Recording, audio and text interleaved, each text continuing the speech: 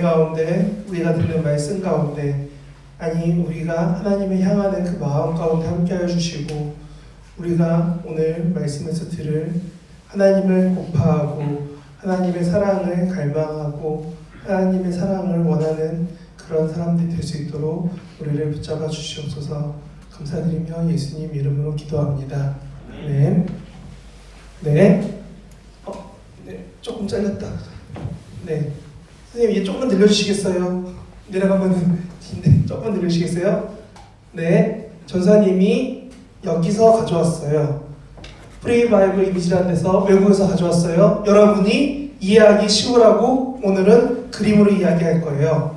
자, 한번 넘겨볼게요. 살짝 넘겨주세요. 네, 오늘 본문 말씀이었고요. 한 번 더 넘겨주세요. 자, 오늘 알아야 될 것은 세 가지입니다. 하나, 여기 오늘 본문에 이렇게 써있어요. 세리와 죄인과 세리와. 그럼 도대체 세리가 뭐길래 죄인과 같이 이렇게 비교되는가? 그래서 세리가 뭔지에서 얘기할 거고요. 두 번째, 세리와 죄인을 만나주신 예수님을 얘기할 거예요. 그리고 세 번째, 그러기 때문에 우리를 만들어주신 예수님과 우리가 어떻게 해야 될지에서 이야기할 거예요. 그래서 넘겨주시면요. 자, 여러분 여기에 두 명이 잘 보이죠? 이 두 명 중에 한 명의 이름이 여러분이 잘 아는 사람이에요. 자, 그래서 누굴까? 그럼 여긴 누굴까?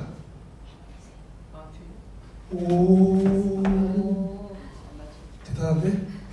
우리가 오늘 본문에 보면은 레위라고 나오는데요. 이것과 동일한 본문이 마태복음에서는 마태라고 나와요. 왜냐하면 이걸 쓴 사람이 히브리식 이름으로 레위라고 불리기도 하지만 원래 이름이 마태라고 불렸던 거예요. 그래서 이 사람이 마태복음까지 쓸 정도가 됩니다. 근데 우리가 중요한 것은 이 등 돌린 레위 혹은 마태라고 불린 이 사람이 중요한 게 뭐냐면은 세금을 걷고 있어요. 돈과 글을 쓰고 있죠. 우리가 여기서 중요한 게 뭐냐면 이런 겁니다. 여러분 혹시 나는 매튜라는 이름을 들어봤다. 매튜라는 이름을 들어봤다. 지금 부감님 매튜가 선수 중에 누가 있죠? 매튜? 네. 네. 갑자기 여쭤봐서 들었어요. 매튜라는 이름이 여러분이 듣기에 미드나 여러 가지 군데 많이 나와요. 왜 나오냐면 성경이 나왔기 때문에 사람들이 이름으로 많이 써요. 근데 이 사람의 원래 히브리 이름이 뭐냐면은 자, 저 선생님이 읽어봤는데 마티아스 후예요. 자, 그러니까 이 사람의 뜻이 뭐냐면은 야훼한테 선물을 받았다 해서 뜻이 이름이 하나님의 선물이라는 뜻이에요. 근데 이 좋은 이름을 갖고 있는 사람이 원래 예수님을 만나기 전에 직업이 세리예요. 세금을 걷는 사람들, 세금 징수원을 세리라고 합니다. 그럼 우리가 중요한 게 뭐냐면은 아까 전사님이 알아야 될 것 첫 번째가 뭐냐면 세리가 무엇이냐 했어요. 여러분들 생각할 때 세리가 뭔 것 같아요? 왜 사람들이 세리를 싫어했을까? 여러분들 혹시 그런 거에 생각해 본 적 있나요? 왜 사람들이 죄인과 세리를 동격으로 놓을 만큼 죄인만큼 나쁜 사람, 죄인만큼 싫다고 하는 거예요. 왜 세리를 싫다고 했는지 선생님이 얘기해 줄게요. 세리는 당시에 어떻게 했냐면은 세금을 걷는 사람인데 어떻게 걷었냐? 당시에 제국이 어느 나라죠? 강주요? 성경이가 강주요? 아까 이 예수님이 당시에 어느 나라가 통치했어요? 몰라요? 로마라는 데가 통치하고 있었어요. 그럼 어떻게 하냐면은 이 세리들은 로마라는 데 가서 돈을 주고 세금을 거둘 수 있는 권리를 사와요. 무슨 말이냐? 여기 1항 지금 3명 있으니까 해광이가 광진구, 성동구, 강남구 세금권을 사온 거예요. 셋이 하나씩. 한 100억 정도씩 주고 사왔다는 거예요. 100억을 주고 사왔어요. 그러면은 세리들은 뭐 하냐면은 100억 주고 사온 세금권을 가지고 사람들 세금을 가져와요. 얼마씩? 최소 200억에서 400억씩 세금을 걷어요. 내가 100억 주고 세금권을 사왔는데 그럼 100억을 걷는 게 아니라 150억을 걷는 게 아니라 200에서 400씩 걷어가는 거예요. 그거를 사람들이 알기 시작했어요. 그럼 사람들이 뭐라고 하냐면 손가락 치겠죠. 쟤 나쁜 애야! 라고 욕하고 뭐라고 하기 시작하는 거예요. 근데 이 세리들은 특이한 게 한 가지 있었어요. 이 세리가 되려면은 조건이 있어야 되는데 조건 두 가지. 하나, 방금 동주야 저 선생님 얼마나 벌었어? 100억짜리 사왔다 했잖아. 세리들은 먼저 돈을 주고 세금권 세울 만큼 돈이 있는 사람들이에요. 그리고 두 번째, 여기 보면은 누가 세금을 냈나 안 냈나 쓸 수 있어야 돼요. 여러분들 도형으로 사람을 다 쓰면 지칠 수 있거든요. 그래서 이 당시 세리들은 글을 쓸 수 있는데 어떤 글이냐면은 로마에 보고해야 되기 때문에 라틴어나 혹은 헬라어, 아니 못해도 히브리어 이상의 이름을 쓰고 적고 확인할 수 있는, 얘가 누구고 얼마치 세금을 뭘로 냈다 라고 적을 만큼 이들은 글을 쓸 줄 아는 사람들이에요. 지금이야 우리는 다 글을 쓰지만 이 당시에 글을 쓰면은 정말 머리가 좋거나 특이하거나 정말 이 사람들은 정말 사회 부유층이 될 수밖에 없는 사람들이에요. 여러분들 강 건너에 있는 저쪽 대치동 가면은, 강 건너 저쪽 동네 가면은 과외하는 돈이 한 달에 몇백만 원씩 되는 사람들이 있어요. 그 사람들과 과외랑 학원을 안 가는 사람들과 왜 경쟁하면 여러분이 힘들까요? 그거는 그 사람들이 갖고 있는 환경이 다르기 때문에 그래요. 이 당시에 글을 읽는다는 것은 지금에 말하는 과외나 학원 그 이상의 더 가치가 벌어지게 하는 일이었어요. 글을 읽는다는 것만으로도 이 사람은 부유층이 될 수 있었고, 글을 읽는다는 것만으로도 사람들 속에서 이 사람은 로마가 뭘 하러 가는지, 언제 전쟁이 나는지, 언제 어디 무슨 피해가 있는지 그런 정보를 알 수 있는 엄청난 힘을 가진 사람이 됐어요. 근데 세리는 두 가지를 다 가졌는데 문제는 사람들이 싫어해요. 오늘 본문의 중요한 건 뭐냐? 세리가 돈이 많았습니다. 세리가 글을 읽을 수 있습니다. 글을 쓸 수 있습니다. 가 아니라 그 세리가 사람들한테 놀림받고 있는 상황이라는 겁니다. 여러분들 주변에 누군가 되게 능력이 좋을 수 있어요. 외모도 잘생기고 무언가 운동도 잘하고 무언가 공부도 잘하고 여러 가지 잘할 수 있는데 잘하는 것 때문에 친구들 놀림받아요. 야, 너 왜 이래? 너 왜 이렇게 하고 있어? 라고 놀림받는 거 이상으로 그렇게 해도 맘상하는데, 이 세리는 자기의 살 것들을 위해서 했던 행동들이 사람들 속에서 손가락질 받고 따돌림 당하고 힘들어지는 이유가 됩니다. 그런 세리에게 사람들이 다가옵니다.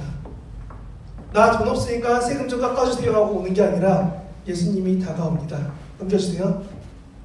이렇게 예수님이 다가와서 레위, 마태를 보면서 말씀하십니다. 오늘 한번 말씀 한번 다시 펴볼까요? 말씀 14절입니다. 14절 같이 읽어볼게요. 자, 없는 친구들 주보 보고 같이 읽어볼게요. 14절 말씀 조금씩 읽으니까 펴주세요. 14절 읽을게요. 오, 감사합니다. 14절 읽겠습니다. 없는 친구 앞에 와주세요. 시작! 또 지나가다가 알페오의 아들 레위가 세관에 앉아있는 것을 보시고 그에게 이르시되 나를 따르라 하시니 일어나 따르니라. 자, 예수님이 레위를 봤어요. 예수님이 마태를 봤어요. 보고 나서 그에게 가서 말씀했어요. 뭐라고? 자, 해봐. 뭐라고? 나를 따르라. 예수님이 가서 말씀하시는 거예요. 마태야, 너 나를 따라와. 그래서 마태가 예수님을 따라갑니다. 그리고 다시 넘길게요. 하나 더 넘겨주세요. 예수님은 마태의 집에 가서 식사를 하세요. 예수님이 앉으니까 마태가 가서 자랑하는 거예요. 우리 집에 맛있는 게 이런 거예요, 저런 거예요 하고 갖고 와서 예수님 앞에 자랑하면서 나눠주고 있어요. 근데 마태네 집에 있는 사람이 있고 없는 사람이 있어요. 어떻게 하죠? 저 사람들 꼭 밖에서 보는 사람들이 저 선생님이 보는 드라마에서 보는 악역이 나타날 때 그 느낌인 거예요. 무언가 불길하고 무언가 안 좋은 눈으로 예수님을 바라보고 있어요. 하나만 더 넘길게요. 이렇게 사람들이 많은데 누구는 들어와 있고 누구는 밖에 있어요. 어떤 사람들일까요? 그리고 왜 저렇게 밖에 있을까요? 한 번만 더 넣을게요. 이렇게 보던 사람들은 앞으로 넘겨주세요. 아까 여기 있는 사람들 보면서 얘기합니다. 예수님 옆에 있는 이 사람은 광진구에서 돈 걷는 사람 세리, 이 사람은 성동구에서 세리, 저 사람은 강남구에서 세리, 여기는 윤세리, 여기는 도둑, 여기는 이번에 유명했던 누구지? 이런 식으로 사람들이 하나씩 판단하고 있는 거예요. 얘는 어디서 뭐 하던 사람, 뭐 하던 사람, 뭐 하던 사람, 뭐 하던 사람. 그렇게 판단하면서 이 사람들은 하나 넘겨주세요. 이 표정으로 바라보고 있어요. 이 표정이 어떨까요? 우와, 대단한 사람들이다. 야, 이 사람 누구다. 이런 표정일까요? 아니면은 아이고, 아이고, 이런 눈빛으로 바라보고 있을까요? 이때 모인 사람들 중에 오늘 본문은 말합니다. 이 사람들 중에 16절에 처음에 보면은 이렇게 나옵니다. 바리새인의 서기관이라고 나옵니다. 여러분, 이 당시에 사람들이 쓰는 말은 아람어라고 해서 말로 하는 말이 있어요. 근데 문제가 뭐냐면 말은 할 줄 아는데 글을 못 써. 글을 못 읽어요. 이게 뭐예요? 사과 쓸 줄 알아요? 아니 사과지 이걸 어떻게 다 써? 이렇게 말할 만큼 사람들 중에 글을 못 읽는 사람 많았는데 여기 있는 사람들은 성경책을 쓰고 외울 수 있는 사람들이에요. 여러분, 그냥 글을 조금 쓰고 잘 쓰다 못 쓰다 글을 조금 쓰는 게 아니라 글을 외울 만큼 공부를 하고 머리가 정말 좋은 사람들인 거예요. 그러니까 이 사람들은 밖에서 누굴 바라봤냐면 앞에 페이지요. 이 사람을 바라봤어요. 아까 이 사람 누구라고 했죠? 이 그림에서 이 사람이 예수님이에요. 예수님을 바라보면서 이들은 생각합니다. 야, 우리 동네에 예수가 왔는데 예수가 우리가 정말 바라고 원하는 메시아일까? 이 사람이 정말 우리가 원하는 거 들어줄까? 라는 생각으로 예수를 쫓아온 거예요. 쫓아왔는데 예수가 딱 봐도 질 안 좋은 애들하고 어울리는 거예요.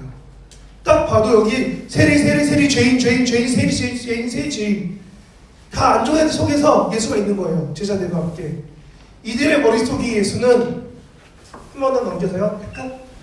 이들의 머릿속에 있는 예수는 무언가 힘있고 능력있고 다윗 나라 이스라엘처럼 무언가 이기고 뺏고 로마에서 우리를 구원해주고 우리가 원하는 거 이루어줄 그런 메시아를 찾는데 그런 메시아가 죄인 속에서 힘없고 능력 없는 사람들 속에 있는 거예요.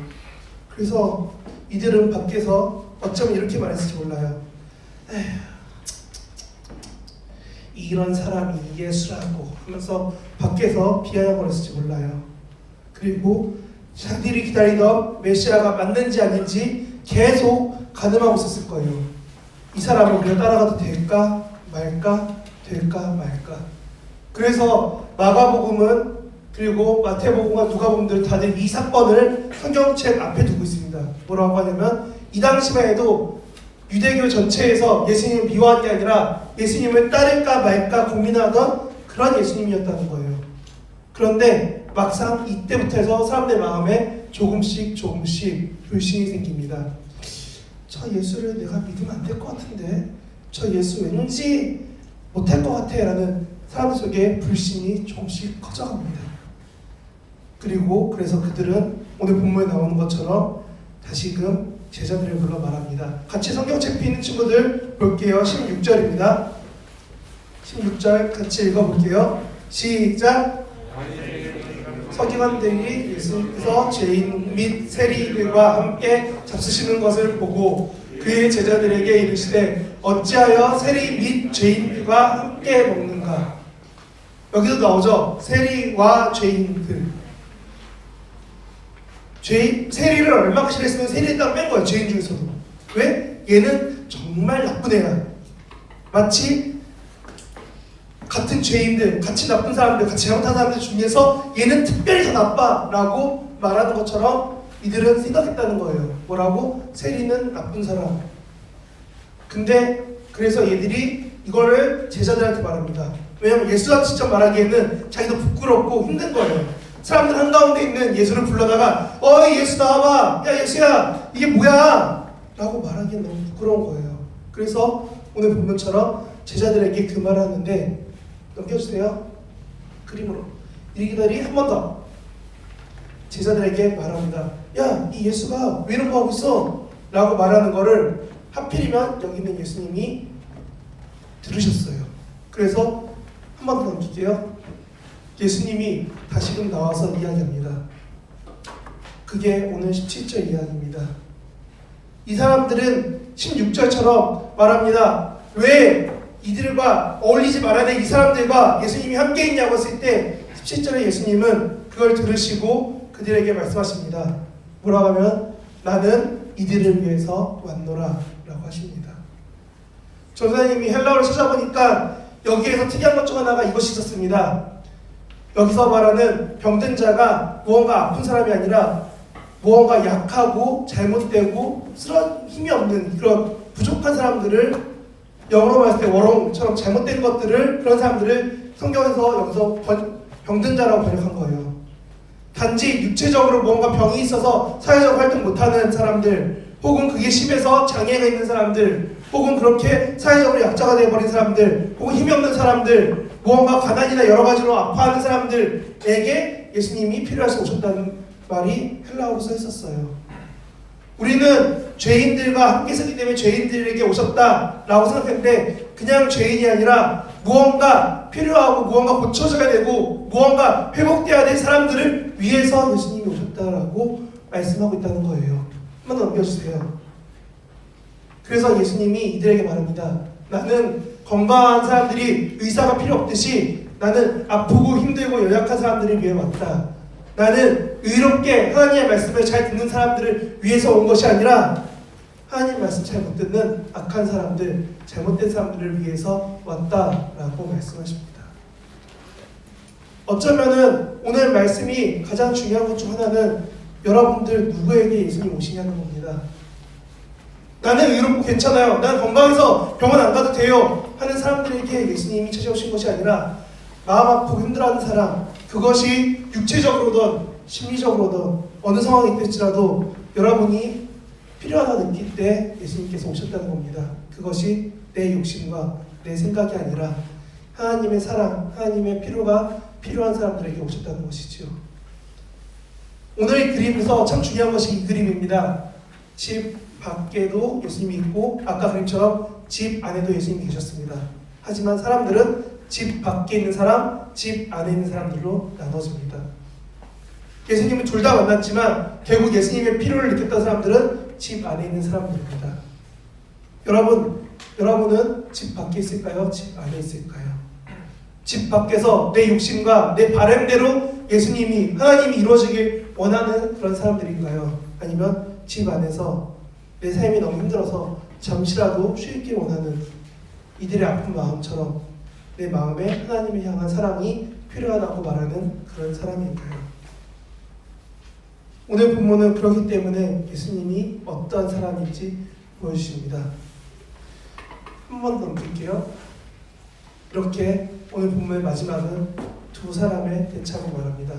서기관, 우리가 원하는 메시아가 되어줄 사람이 당신이니까 당신은 왜 그렇게 못하고 있습니까? 예수님, 나는 나의 사랑이 필요한 곳, 하나님의 사랑이 필요한 곳에 그 사람을 전하러 오셨다. 말씀을 정리하려고 합니다. 여러분, 혹시 지금 마스크가 집에 많이 있는 친구들 있나요? 전사님이 작년이나 재작년만 해도 미세먼지가 많아요 해도 전사님 당당하게 나갔어요. 집에서 마스크를 하고 가 하면은 네 하고 받아서 나오자마자 답답하다고 벗었어요. 그때는 마스크가 100원, 200원, 500원 이렇게 하니까 비싼지도 몰랐고, 그리고 어차피 저거 쓰나 안 쓰나 먼지 먹는 건 똑같아 라는 생각이 있었기 때문에 마스크 없이 살았어요.